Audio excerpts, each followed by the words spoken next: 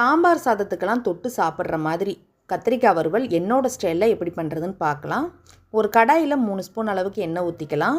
1 spoon அளவுக்கு கடுகு, 1/2 spoon வெந்தயம், கொஞ்சமாக உளுந்து சேர்த்து நல்லா பொடிஞ்சு வந்ததுக்கப்புறமா 2 பெரிய வெங்காயம், கொஞ்சம் கருவேப்பிலை சேர்த்து போட்டு நல்லா வணக்கிக்கலாம். இப்போ 1 ஸ்பூன் அளவுக்கு இஞ்சி பூண்டு பேஸ்ட்டும் சேர்த்து வணக்கிக்கலாம்.